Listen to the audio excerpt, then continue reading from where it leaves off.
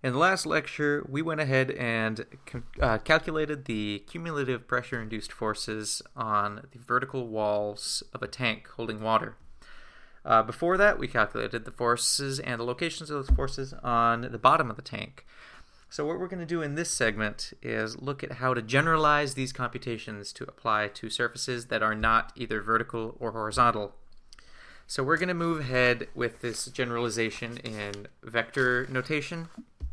So let's consider a surface like that shown here, this gray box here. This could represent a panel or a gate or something set into an inclined section of floor, and it's at an angle of theta relative to the horizontal plane. So in order to tackle this problem, I'll go ahead and tell you right now that it's a pain to do so using the same coordinate system we've been relying upon. That is the coordinate system of x, y, oh my goodness, x, y, z. This simply won't work very well for us because of our surface is not well aligned with any of our coordinate axes. It's much more convenient to use a planar coordinate system where we'll go ahead and define this is our ZP direction and this is YP, such that the YP direction is aligned with the surface we're considering. So let's go ahead and take a look at this drawing here and explore some of the things going on.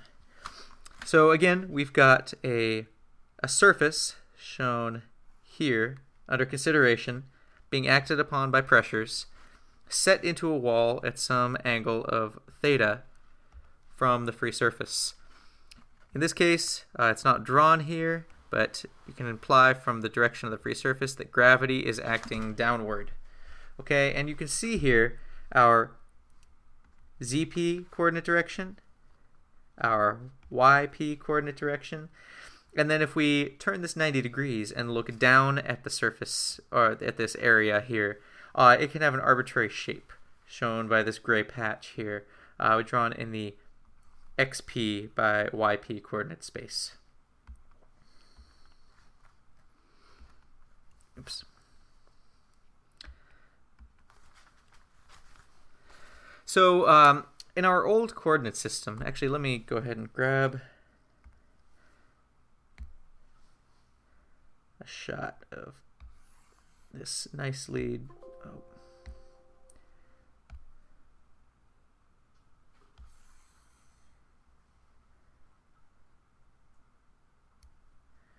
There we go.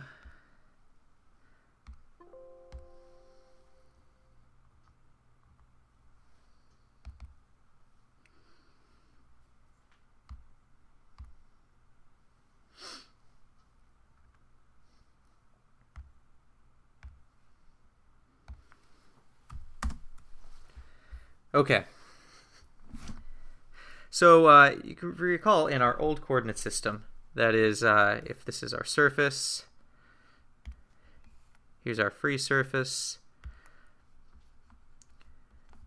Written in our old YZ coordinate system, the gravitational acceleration vector was equal to 0I plus 0J plus negative G times K. In our new rotated coordinate system, however, that's not the case. So if this is gravity now, then let me YP, ZP, then instead we need to write out the components of gravity directed along these respective axes, which gives us the gravity now expressed in our new coordinate system is equal to 0I plus G, the magnitude of gravity, times sine theta times, well, we're going to go ahead and specify these unit vectors with a subscript p, plus the magnitude of gravity times cosine theta kp. Okay, now recall our equation of static equilibrium for the fluid. That is rho g minus grad p equal to 0. In this new coordinate system, what does this tell us? This is where you should be happy that we derived our static equilibrium equation in general vector form, because this allows us to very easily write out that P, or well, let's go ahead and break this apart into its constituent components. We have grad P is equal to rho G, which tells us that dp dx P, that is the planar x, equal to 0, partial P, partial yp is equal to rho g sine theta, and partial P, partial zp is equal to rho g cosine theta.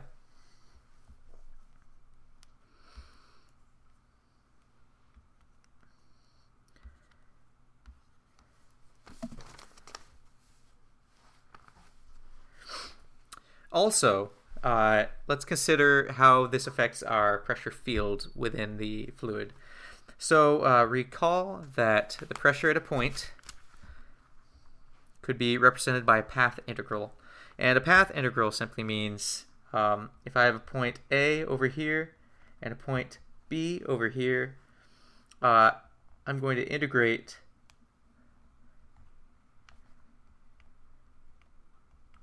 along this path from A to B, assuming I know the gradient of the function I'm integrating times the direction in which it's traveling. So this is simply saying it changes this much in this direction, and this is how far I'm traveling, and adding up all those little changes between A and B.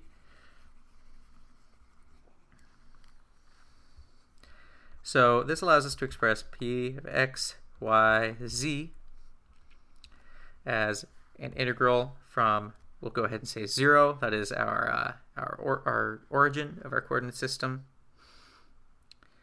to x grad p times ds, which in this new coordinate system gives us p naught plus p dxp times xp plus grad p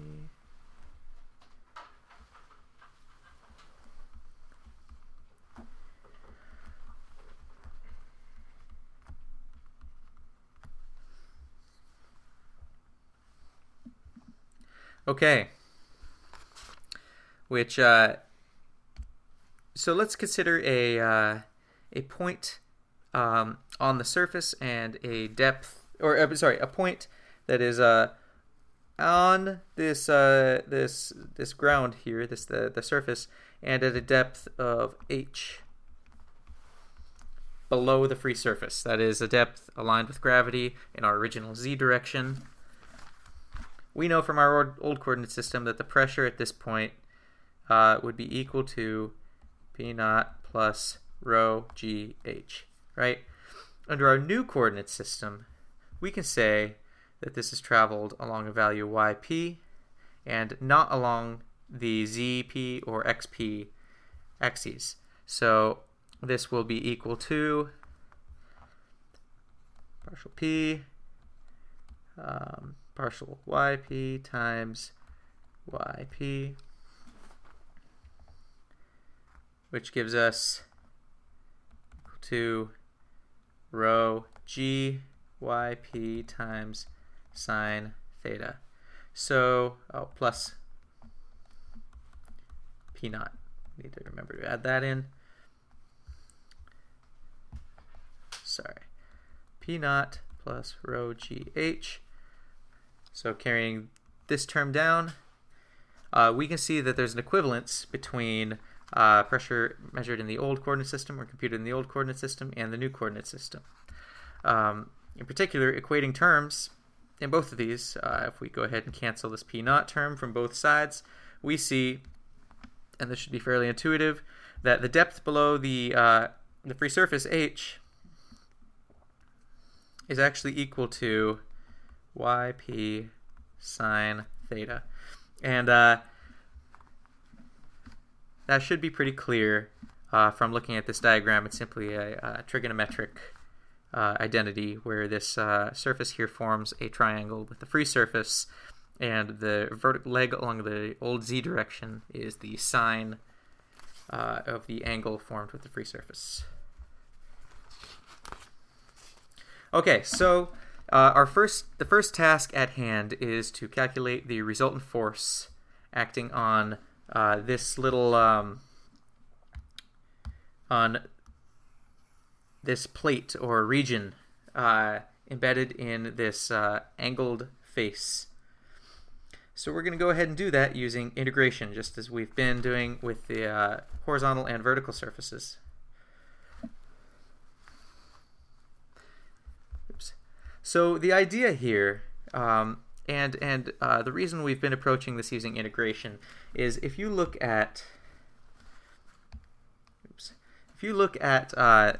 the picture here that I took from the PowerPoint slide. Let's return to the PowerPoint slide, actually. Then we can approximate the pressure at a point on the surface acting at a small little differential area, we'll call this dA, to cause a resultant small differential force. And so this dA is simply a tiny little patch on the surface, and by integrating the pressure over the area of the surface, what we're doing is adding up all of the little dFs caused by pressure acting on these small areas like this, adding them all up and cumulatively calculating what the total force on the body is, and then figuring out what the moments caused by these tiny little forces add up to, and equating that with a resultant force to find the center of pressure and the centroid of the area itself. So let's go ahead and return to Sketchpad.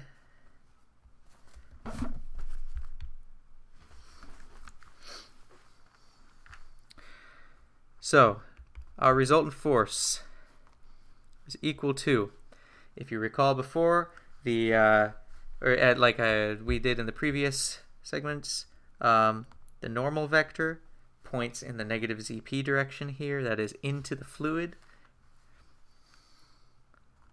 So we're going to write integral negative over the area times pressure at x, y, z. Let's put our little p subscripts on those, times the normal vector xp, yp, zp, times the differential area. Now again, we're talking about a planar surface, that is one where the normal vector here remains constant everywhere along the surface.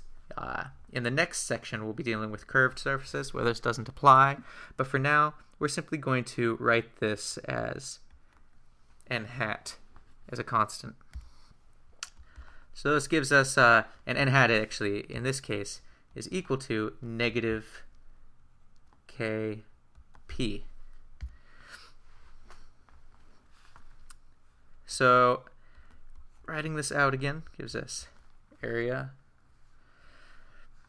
integral of pressure yp zp times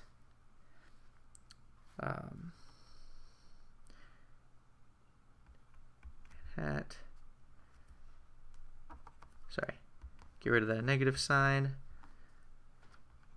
kp dA. And we know the equation for pressure. We just figured it out right up here, where pressure is equal to rho g positive, in this case, rho g yp sine theta. So if we go ahead and plug that in, we get the integral of the area of rho g yp sine theta times the unit vector dA. All right, now recognize here that this yp sine theta is actually equal to h. So what we've got is really still an integral over the area of rho gh, just as we did in the previous planar surfaces. But since we've reoriented in space, we just have to integrate in a different direction.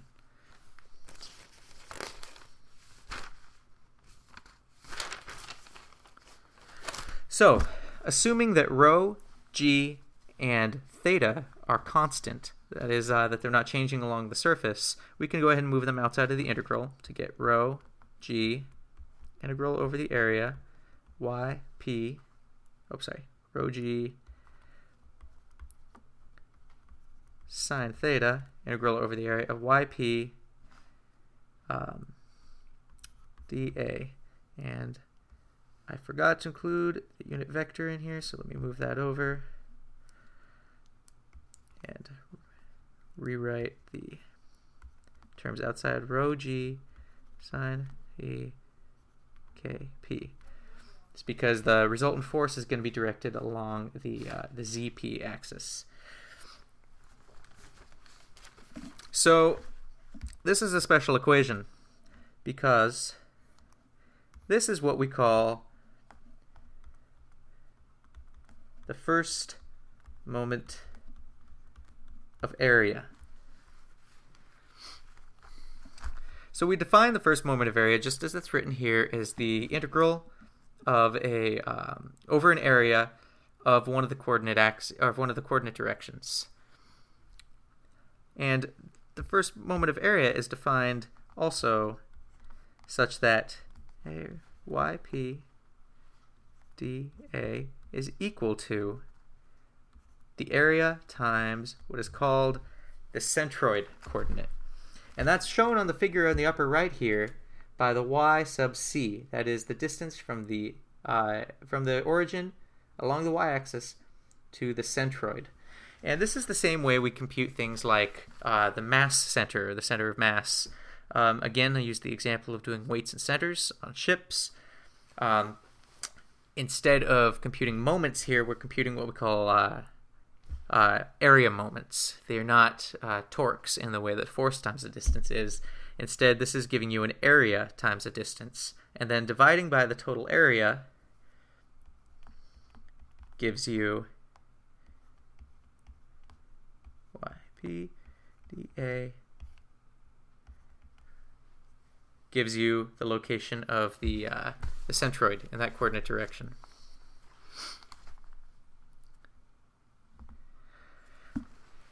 So this is defined in planar coordinates as shown in the upper right, and we can now rewrite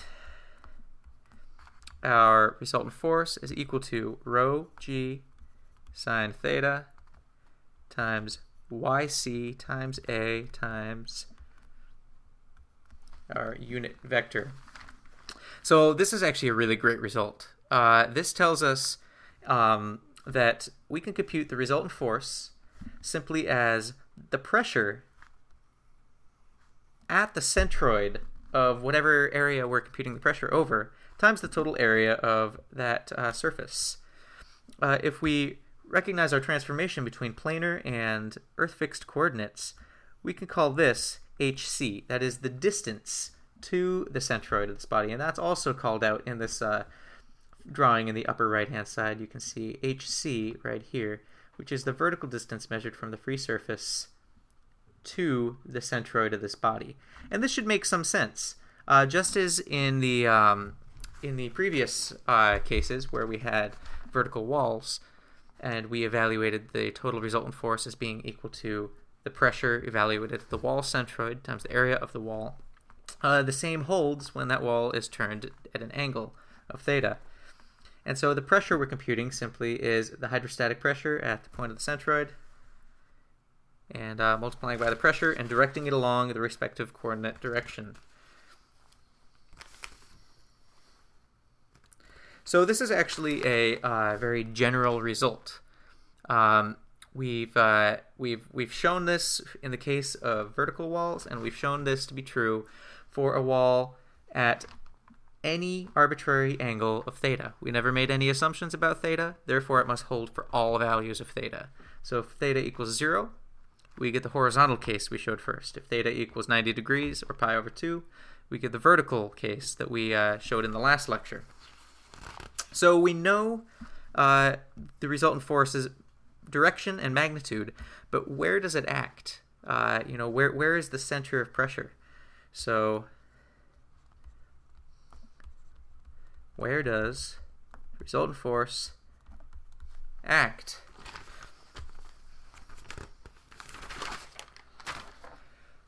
So the location of the line of action of the resultant force is going to require us to use the summing of equivalent moments, just as we did in the previous cases. So in this case, let's go ahead and revisit the way we compute moments. P, YP. So this is the local planar coordinate system we're using, right? So to compute the moment induced by a pressure force, again, this is going to take the form of a vector, which is equal to the moment arm times the force in our planar coordinate system. And what that's going to give us is, you can work through the math on your own, but it's going to give us the R, whatever that force is, times IP minus XR times the magnitude of that force directed along the J-axis. And for the case that we're considering here, one where the force is directed along the Z-axis, that is, it's normal to this face, normal to the XY plane, this isn't going to induce any moment about the Z-axis because it's a normal force only. That is, remember, it's not inducing any shear, so there's nothing to try to twist this area or this small element we're considering about the Z-axis. So the moment is going to be plus 0 kp.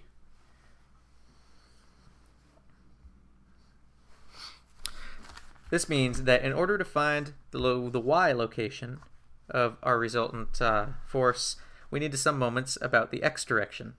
And in order to find the x location of our resultant force, we have to sum moments about the y-axis. So let's go ahead and deal with the y direction first. This will give us the x location of the x location of our center of pressure, or the resultant force.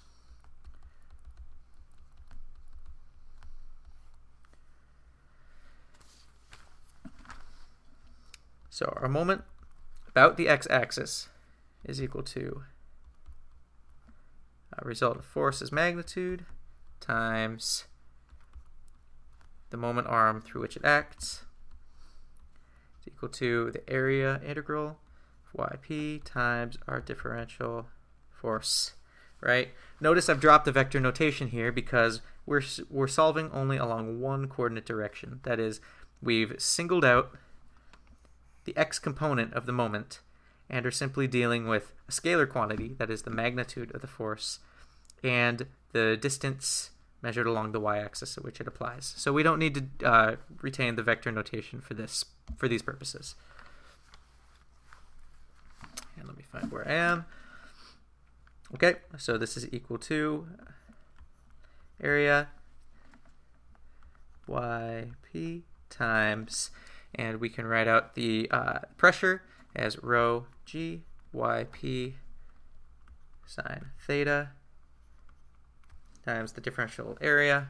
Again, we're going to assume that rho, g, and sine of theta are all constant, so we move them outside the integral to give rho g sine theta area integral of yp squared. Okay, so this is another really special result, because this term here, just like previously, we showed that this was the first moment of area, including yp squared inside of the integral, or in the integrand, makes this what we call the second moment of area. And before we concentrate on this, let's go ahead and carry this computation through to its conclusion. So we have now the total moment summed up. So let's go ahead and say yr is equal to center integral area yp squared dA rho g sine theta divided by the total resultant force, which we've got up here, rho g sine theta yc times a rho g sine theta times yc times the area, and perform the respective cancellations. And what we end up with is equal to area yp squared dA over yc times a. So now let's get back to this idea of the second moment of area. This is really integral to the way that we're performing integrals. So the second moment of area, if you'll bear with me as I redefine it for the sake of redundancy, we call Ixx, and this is what we call the second moment of area about the x-axis. This is defined as the integral over some area of y squared dA.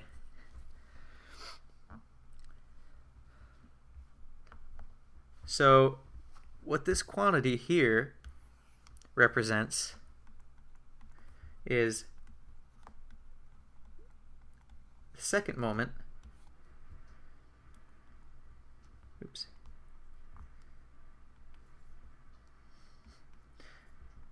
over the first moment. Now, how do we compute the second moment? Right? It can be quite laborious to actually calculate it. And so we're going to take advantage of what's called the parallel axis theorem. So consider a case where we have any old coordinate system, and we have any old body in that coordinate system. Here. It's a more complicated looking body, and it has a centroid right here. Right? If we know that this body has a x, y, has a second moment of area about its own centroid, then we can compute the second moment of area about the x-axis, which is a distance of yc away, as follows. Ixx is equal to the second moment of area about the body's centroid plus the body's area times the distance to its centroid squared. And this is probably not the first time you've seen the parallel axis theorem, since you've dealt with dynamics before. But if you need to prove this to yourself, you can go ahead and plug in a new y value. That is to apply this equation with an axis passing through the center, and then apply this equation with an axis that is passing through some other point. And what you'll come out with is this equation, or this identity exactly. The parallel axis theorem is very easy to prove. But what we can do now is we can plug this form of the second moment of area into our equation for the center of pressure in y to get the resultant y coordinate is equal to Ixxc plus a times yc squared divided by yc times a. So again, second moment,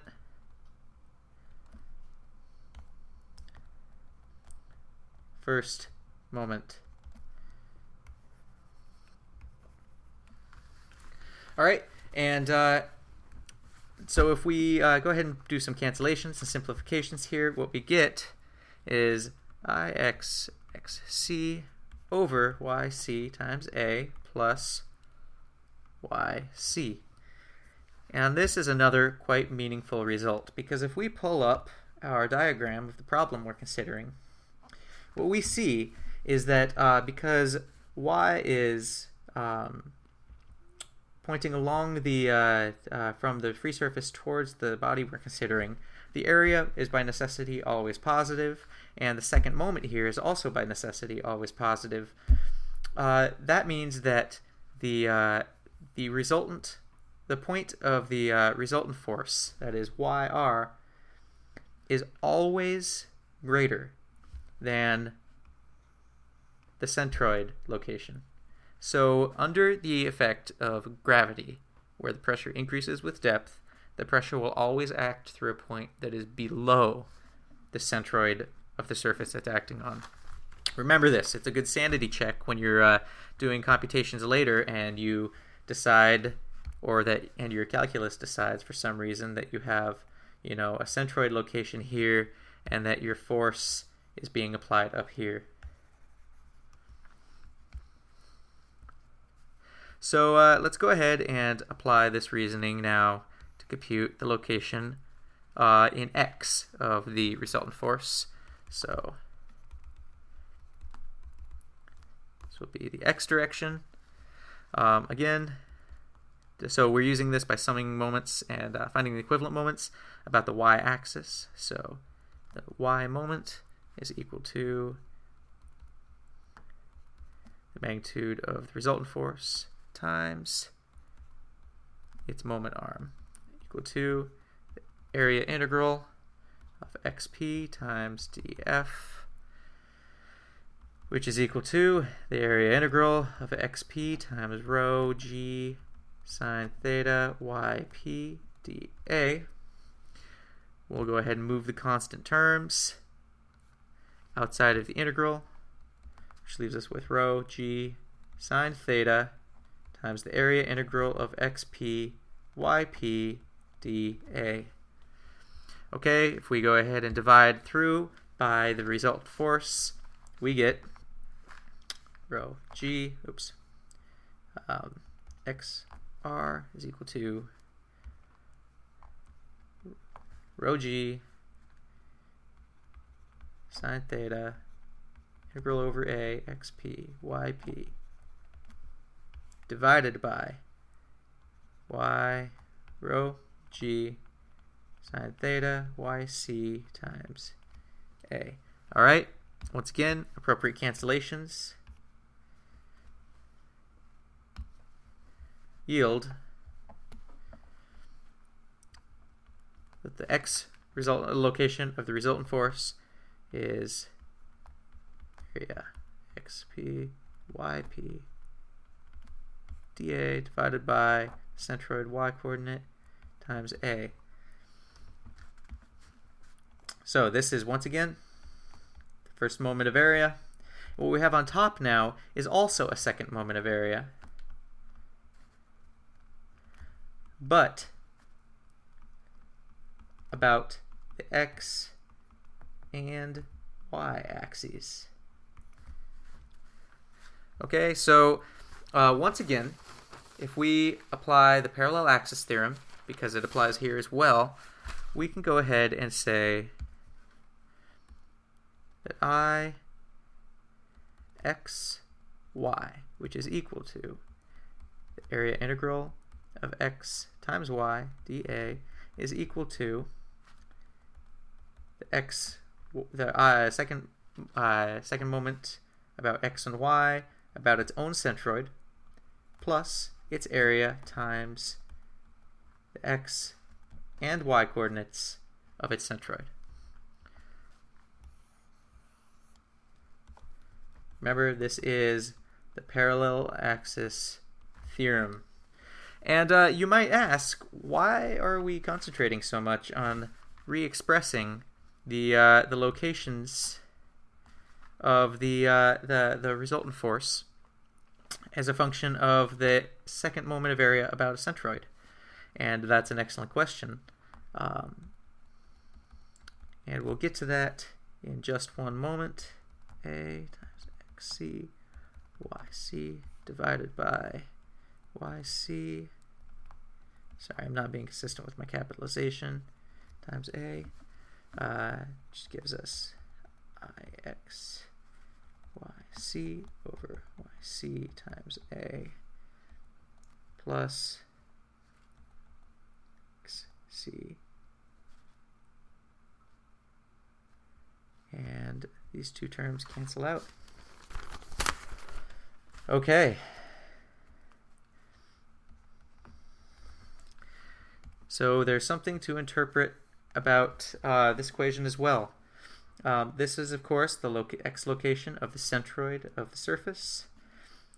And unlike the second moment of area about the x-axis or the y-axis, that being ixx or iyy, this value can, in fact, be negative or zero even. And for any body that's symmetric, for example, if you take a circle, its second moment of area about its own centroid, ixyc, will be equal to 0. So this term will go to 0, telling you that the center of pressure is at the centroid of that surface, which is a really meaningful and informative result. Anyway, so we've expressed at this point. Let me go ahead and just rewrite the expression for y is equal to ixxc over yc times a plus yc.